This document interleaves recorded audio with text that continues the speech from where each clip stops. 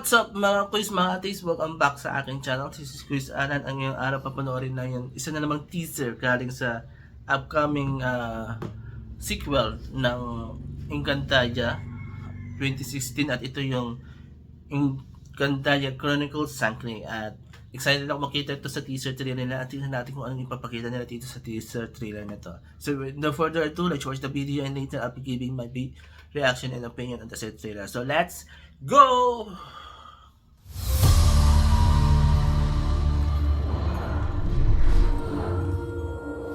Elena, Danaya, Amihan, Verena. Parang gusto ko magpayag. Parang mas gusto ko magpainit. Magpahangin nga muna kayo. Siya lang mga sis.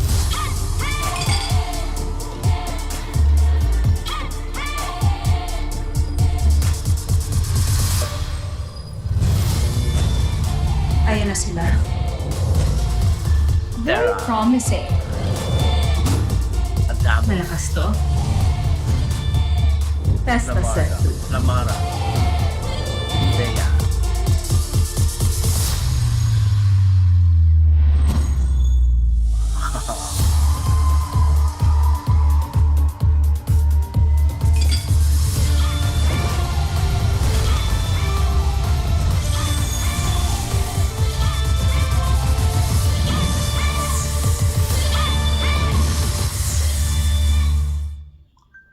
Okay, there you go. Napanood natin yung teaser trailer ng Encantadia Chronicles Sangre na pinagbibidahan na pinakita yung the 20s bida ng 2016 at ito yung pinakita rin yung latest na member or star or lead stars ng serye na to. And so far wala tayong nakikita pa rin hint galing to sa mismong director kung ano yung magiging itsura nito mga Sangre. So ang nakita lang natin parang nag-meet up yung lead star ka ng Encantadia 2016 saka yung latest itong bagong o itong sequel ng Encantadia and yun nakakabitin. So honestly nakakabitin yung teaser na yun. So pero happy to see na nagsama sila and parang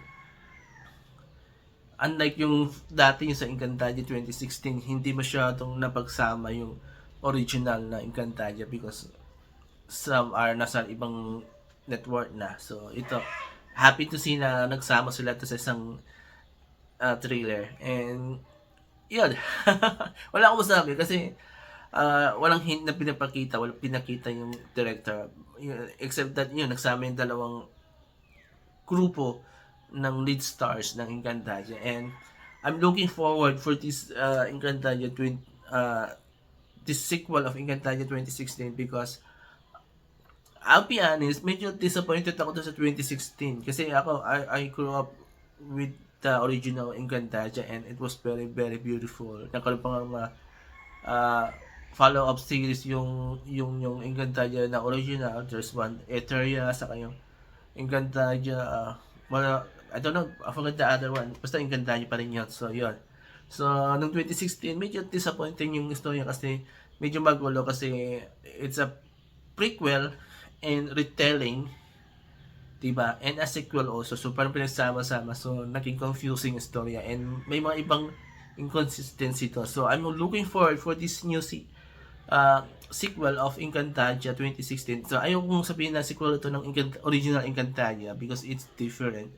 And itong Encantadia Chronicles na to, nakabase ito sa 2016, di ba? So, I'm looking forward for this and I hope sana maayos na yung kwento, hindi na yung magulo tulad ng 2016. And looking forward rin also to sa mas better na CGI lalo pat yung mga director behind this or creatives behind this Encantadia Chronicles Sangre ay the people behind Baldur's 5 Legacy and we saw how beautiful Baldur's 5 Legacy is. So I'm talagang ang expectation ko mataas sa CGI kasi mas better, mas 2024 ang dating nung special effects nila and hindi siya matulad to sa Darna or ng Victor Magtanggol na medyo off ang